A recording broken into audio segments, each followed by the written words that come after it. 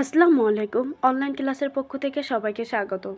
Online ক্লাসের ধারাবাহিক প্রক্রিয়ায় আজকে আলোচনার বিষয় হলো ষষ্ঠ শ্রেণীর গণিত বইয়ের 15 পৃষ্ঠার দ্বিতীয় অধ্যায় পূর্ণসংখ্যার জগৎ। চলো আমরা দেখে নেই। অনিতার একটি কলম কিনতে বাজারে গেল। তার সাথে আছে মাত্র 10 টাকা, কিন্তু কলমটির দাম হচ্ছে 15 টাকা। দোকানদার অনিতার কাছ থেকে বাকির পরিমাণ হিসেবে 5 টাকা লেখেন। মনে রাখার জন্য তার হিসাবের খাতায় অনিতার নামের পাশে 5 টাকা লিখলেন। দোকানে একই সময়ে রাতুল এসেছিল ওই একই রকমের একটি কলম কিনতে। সেই কলমটি কেনার জন্য দোকানদারকে 20 টাকা একটি নোট দিল। খুচরা 5 টাকা না থাকায় রাতুলকে দোকানদার 5 টাকার পরে নিতে বললেন এবং মনে রাখার জন্য হিসাবের খাতায় রাতুলের নামের পাশে 5 টাকা লিখলেন।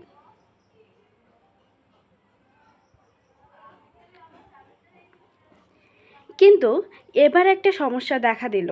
দোকানে কিভাবে মনে রাখবে যে অনিতার কাছে 5 টাকা পাবে এবং রাতুলের কাছে 5 টাকা দিতে হবে? তোমার কি বলতে পারবে কিভাবে দোকানদার এই সমস্যার সমাধান করতে পারে? দেখো, দোকানদার হচ্ছে দেনা পাওনা শব্দ দুটি ব্যবহার করলে কেমন হয়। দোকানদার প্রথমে অনিতার নামটা লিখলো।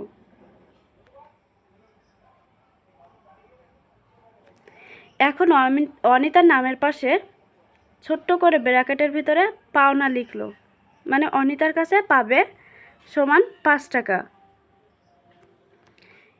এবার রাতুলের নামের পাশে রাতুল সমান দেনা। রাতুলের কাছে দোকানদার হচ্ছে দেনাদার, এই জন্য রাতুলের নামের পাশে দেনা লিখে 5 টাকা লিখবে। এভাবে দেনা পাওনা লিখে শনাক্ত করতে পারে। তারপরে দেওয়া আছে দুই রকম রং দিলেও কিন্তু আলাদা করা যাবে। যেমন এইখানে হচ্ছে অনিতা সমান 5 টাকা। এখন রাতুলের ক্ষেত্রে সবুজ কালার ব্যবহার করে রাতুল সমান সমান 5 টাকা। অনিতার কাছে পাওয়া যাবে এই জন্য লাল কালি দিয়ে লেখা, আর রাতুলের কাছে পাওয়া যাবে এই জন্য সবুজ কালি দিয়ে লেখা। এভাবে লিখতে পারে। আবার আরেকভাবে লিখতে পারে যে এখানে রাতুল সমান সমান রাতুলের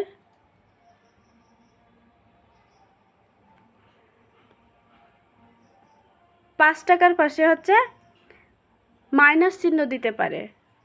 5 টাকা দিয়ে ব্র্যাকেটে মাইনাস চিহ্ন দিতে পারে। আর হচ্ছে রাতুলকে দিতে হবে এই জন্য 5 টাকার পাশে মাইনাস চিহ্ন, আর হচ্ছে অনিতার 5 টাকা দিয়ে ব্র্যাকেটে প্লাস চিহ্ন দিতে পারে, অনিতার কাছে পাওয়া যাবে। এভাবেও লিখতে পারে। এবার আমরা পরের পেজটি দেখে নিই।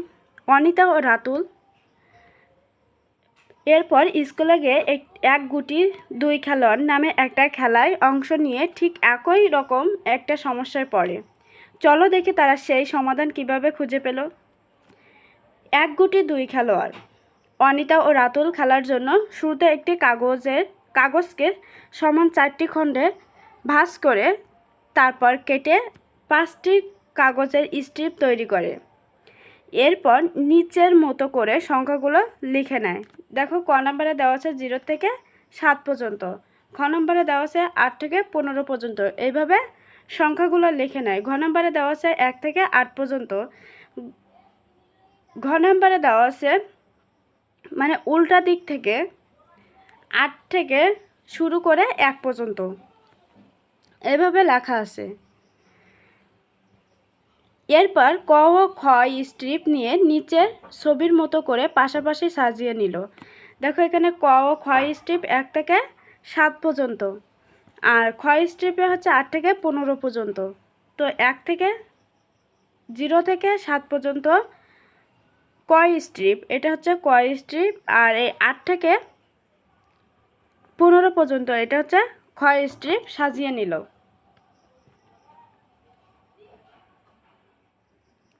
তারপর খেলার জন্য একটি ছাক্কা একটি গুটির প্রয়োজন হবে।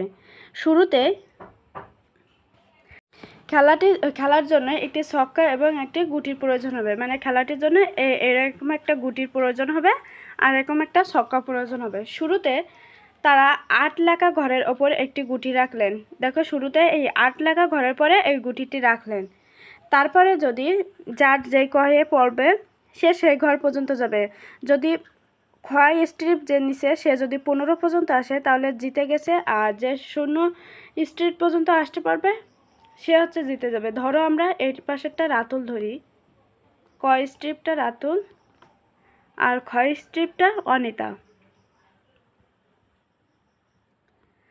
অনিতা যদি হচ্ছে 15 পর্যন্ত আসতে পারে তাহলে হচ্ছে অনিতা জিতে যাবে, আর এদিকে রাতুল যদি 0 পর্যন্ত আসতে পারে তো রাতুল জিতে যাবে। এখানে মনে করো গুটিটা প্রথমে অনিতা চলার পরে অনিতার 5 পড়ছে, তো এইখান থেকে 5 ঘর যেতে হবে। 1 2 3 4 5 এই পর্যন্ত হচ্ছে আসতে পারবে। তারপরে রাতুল চলছে, তো রাতুলের মনে করো 6 পড়িছে, তো এইখান থেকে 6 আসবে। 1 2 3 4 5 6 রাতুল এই পর্যন্ত আসবে। এভাবে করে খেলাটা শুরু করতে হবে। যদি হচ্ছে অনিতার 3 পড়ে তো এইখান থেকে আবার গুণে 3 পর্যন্ত আসতে হবে। 1 2 3। তারপর রাতুলের যদি 4 পড়ে বা হচ্ছে 5 পড়ে তো রাতুল এখান থেকে 5 ঘর পর্যন্ত যাবে। 1 2 3 4 5 রাতুল এই পর্যন্ত। এভাবে করে খেলাটা শুরু করতে হবে।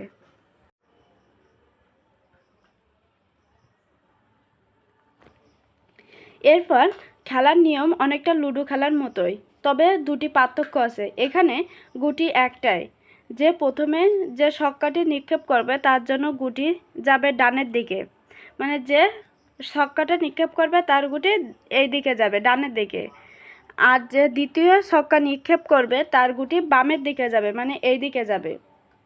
যে প্রথম ছক্কা নিক্ষেপ করবে তার গুটি হচ্ছে মনে করো এটা হচ্ছে 0 বিন্দুতে চিহ্নতে করলাম, এটা হচ্ছে ডান পাশ, এটা হচ্ছে বাম পাশ। তো যে হচ্ছে প্রথমে ছক্কা পড়বে তার হচ্ছে এই সাইড দিয়ে যেতে হবে।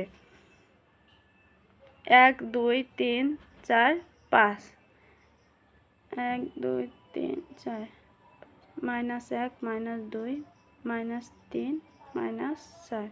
তো যার গুটি হচ্ছে প্রথমে 6 পড়বে সে হচ্ছে প্লাসের দিকে যাবে বা হচ্ছে ডান দিকে যাবে, আর যার গুটি লাস্টে 6 পড়বে সে হচ্ছে মাইনাসের দিকে বা বাম দিকে যাবে। এরপর আবার প্রথমজন ছক্কা নিক্ষেপ করবে এবং খেলা চলতে থাকবে। প্রথমজন যদি 15তে পৌঁছাতে পারে তবে সে বিজয়ী হবে, আর যদি সে 0তে পৌঁছাতে পারে তাহলে সে বিজয়ী হবে। দ্বিতীয়জন যদি 0তে পৌঁছাতে পারে তাহলে সে বিজয়ী হবে। তো অনিতা প্রথমে ছক্কা নিক্ষেপ করলো এবং তারপর রাতুল, তারপরে আবার অনিতা, এভাবে খেলা চলতে থাকলো। খেলার পর্যায়ে গুটির অবস্থা 4 লেখা ঘরে। এই অবস্থাতে রাতুল নিক্ষেপ করলে ছক্কার পাস উঠল, আবার রাতুল গুটিটি নিয়ে কোথায় যাবে বলো তো? 0 চিহ্ন বামে তো আর কোনো ঘর নেই। মনে করো রাতুল হচ্ছে চালতে চালতে এই ঘরে আসছে, 4 ঘরে, এখন 5 পড়ছে, তো হচ্ছে 5 পড়লে দেখো গুণে দেখো এটা এইখান পর্যন্ত 0 পর্যন্ত 4 ঘর আছে। আমরা আগে বলছিলাম রাতুলের হচ্ছে বাম দিকে আর অনিতার হচ্ছে ডান দিকে। তো এখানে যদি 1 2 3 4 5 এইখানে দেখো কোনো ঘর নেই, তো রাতুলের এই পর্যন্ত আছে। রাতুলের ছক্কায় 5 উঠেছে, সে গুটি নিয়ে কোন ঘরে যাবে? এখন দেখো এখানে তো ঘর নেই কোনো, এখন রাতুল ওই গুটিটা কোন ঘরে নিয়ে যাবে? 4 থেকে 5 ঘর বাম দিকে যেতে হলে অবশ্যই 0 অতিক্রম করে যেতে হবে। তার মানে আমি জিতে গেছি। রাতুল বলতেছে যদি 4 থেকে 5 ঘর বাম দিকে যেতে হয়, যদি এইখানে 4 থেকে 5 ঘর বাম দিকে গেলে অবশ্যই 0 এই ঘরটা অতিক্রম করে তারপর তো এই সাইডে আসছে 5 ঘরে।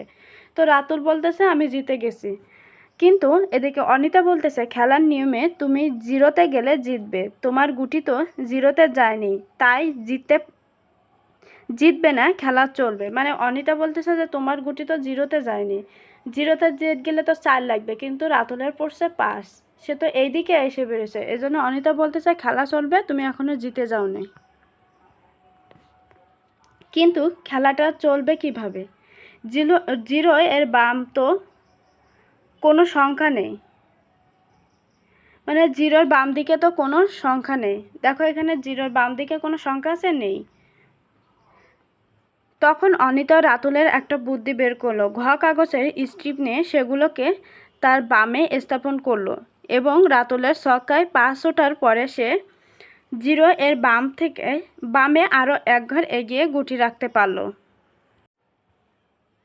দেখো ক্ষয় স্ট্রিপ ছিল 8 থেকে 1 পর্যন্ত। মানে এটা হচ্ছে রাতুলের বা ক্ষয় স্ট্রিপের পরের ওই সংখ্যাগুলো লিখে নিল। তো নিয়ে রাতুল 4 ঘরেতে 5 ঘর যখন লাভ দেবে, 1 2 3 4 5 এই পর্যন্ত এসে রাতুল হচ্ছে থামছে। তো রাতুল তখন 1 ঘর পেল। এখন রাতুল জিতবে, কিন্তু 8 ঘর পর্যন্ত আসলে রাতুল জিতবে, এর আগে কিন্তু রাতুল জিততে পারবে না। কিন্তু এখন দেখা যাচ্ছে জিরো এর ডান এবং বাম একই সংখ্যা 2 বার করে আসে, তাই আলাদা করার জন্য তারাও বামের ঘরগুলো সবুজ রং করলো। দেখো ডানের এই পাশে 1 থেকে 8 পর্যন্ত আছে, আবার বামেও 1 থেকে 8 পর্যন্ত আছে, তাই তারা বামের সংখ্যাগুলো সবুজ রং করে দিল। এরপর তারা আবার নতুন করে খেলা শুরু করলো, আর খেলার নিয়ম একটু বদলে দিল। খেলা শুরুতে এবার গুটি থাকবে জিরো এর ঘরে।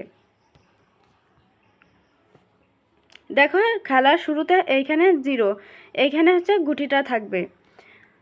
বিজয় হওয়ার প্রথম জনের জন্য একই থাকবে, অর্থাৎ 8-এ পৌঁছাতে পারলে সে বিজয়ী হবে। মানে এইখানে পৌঁছাতে পারলে সে বিজয়ী হবে, আর এদিকে অনিতা যদি এইখানে পৌঁছাতে পারে তবে সে বিজয়ী হবে।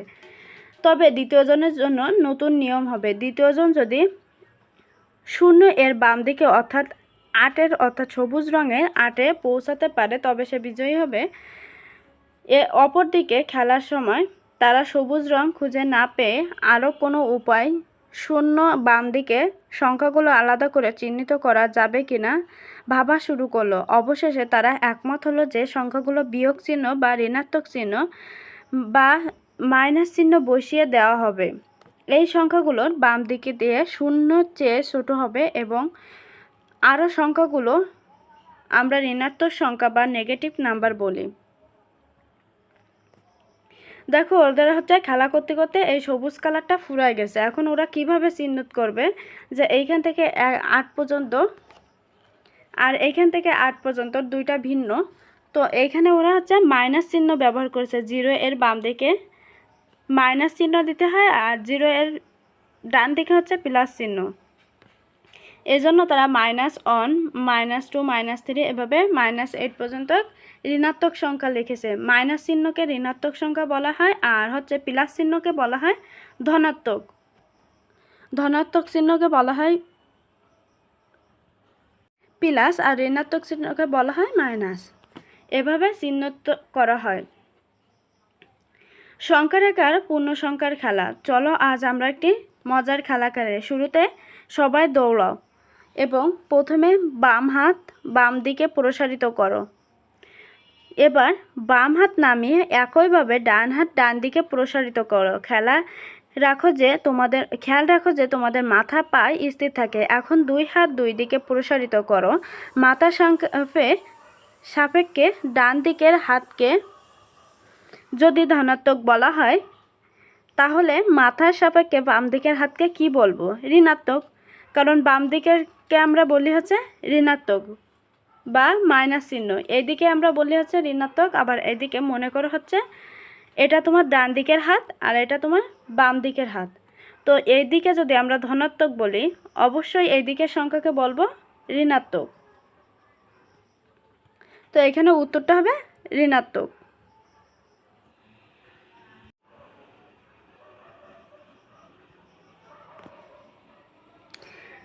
আমরা অনেক বড় একটা সংখ্যা রেখা তৈরি করব। কিভাবে শুরু করা যায়? প্রথমে শূন্য বিন্দু কোথায় হবে সেটা নির্ধারণ করতে হবে। এবার শূন্য বিন্দু থেকে 1 বিন্দু কত দূর দূরে হবে সেটা চিহ্নিত করতে হবে, এটাকে একক দূরত্ব বলতে পারো। মনে করো এই সংখ্যারেখাটা এঁকে নিছি, তো শূন্য বিন্দু এটা দিয়ে চিহ্নিত করছি। এবার এইখান থেকে এই পর্যন্ত একক দূরত্বে 1 দ্বারা চিহ্নিত করেছি। তারপর হচ্ছে এবার শূন্য বিন্দু থেকে 1 বিন্দু কত দূরত্ব সেটা চিহ্নিত করতে হবে, এটাকে একক দূরত্ব বলতে পারো। মানে এইটাকে একক দূরত্ব বলতে হবে, 0 থেকে 1 পর্যন্ত যে দূরত্বটা তাকে হচ্ছে একক দূরত্ব বলে। এবার এই একক দূরত্ব সমান করে শূন্যর ডান দিকে এবং বাম দিকে অনেকগুলো ধাপ চিহ্নিত করো। তো এটা হচ্ছে 2, দেখো সবগুলো হচ্ছে একক দূরত্বেই আছে। 2, তারপরটা হচ্ছে 3, 4, 5, 6। সরি, এগুলো ইংরেজিতে লেখা, আমি ইংরেজিতে লিখে দিই। 1 2 3 4 5 6। এবার একই দূরত্বের সমান করে শূন্য বিন্দুর ডান দিকে এবং বাম দিকে অনেকগুলো ধাপ চিহ্নিত করো। -1, -1, -2, -3, -4, -5। শূন্যের এই দিকে বাম দিকেরগুলো মাইনাস হবে আর শূন্যের ডান দিকেরগুলো প্লাস হবে, এভাবে চিহ্নিত করতে হবে। এবার খেলা শুরু।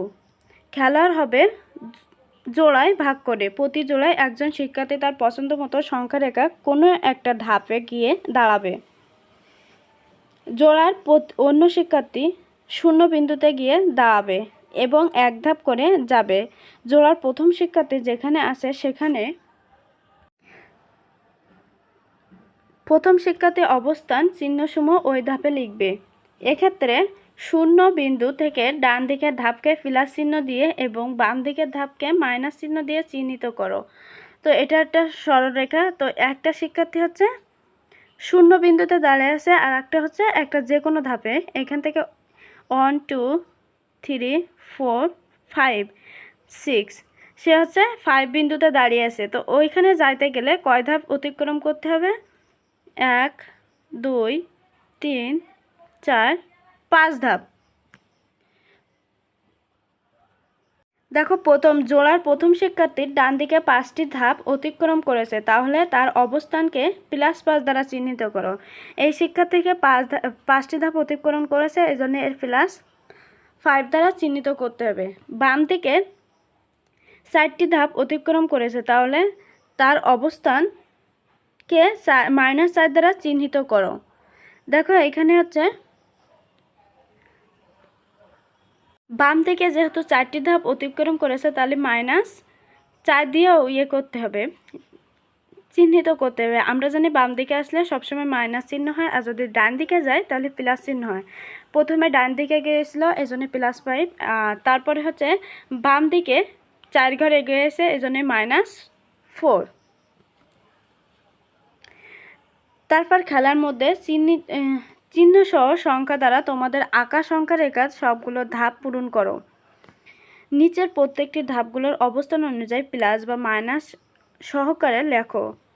শূন্যবিন্দুর বাম দিকে 4টি ধাপ, শূন্যবিন্দুর বাম দিকে 4টি দাগ, এটা হচ্ছে শূন্যবিন্দু, তার বাম দিকে 4টি দাগ, -1 -2। এখন থেকে শূন্যের বাম দিকে -4 দ্বারা চিহ্নিত করতে বলছে 4 ধাপ গিয়ে। তো শূন্যবিন্দু এর এখান থেকে 4 ধাপ যায়, 1 2 3 4, এখানে -4 দ্বারা চিহ্নিত করতে বলছে। শূন্যবিন্দুর ডান দিকে মানে এই দিকে, শূন্যবিন্দুর ডান দিকে মানে এই দিকে 7টি ধাপ চিহ্নিত করতে বলছে। তো এখানে আছে 5 6 7 এই পর্যন্ত। তো এইখানে চিহ্নিত করতে হবে। তারপরে শূন্যবিন্দুর ডান দিকের 11টি ধাপ, তো 7 8 9 10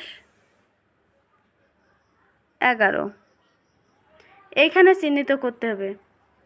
তারপর শূন্যবিন্দুর বাম দিকে 6টি ধাপ, মানে -5 আছে, এখানে আর একটা ধাপ নিয়ে -6 এখানে চিহ্নিত করতে হবে। ধন্যবাদ সবাইকে সাথে থাকার জন্য। পরবর্তী ক্লাস দেখার জন্য আমন্ত্রণ রইল। যারা এখনও চ্যানেলটিকে সাবস্ক্রাইব করেননি দ্রুত সাবস্ক্রাইব করুন যদি ক্লাসটি ভালো লেগে থাকে। ধন্যবাদ সবাইকে।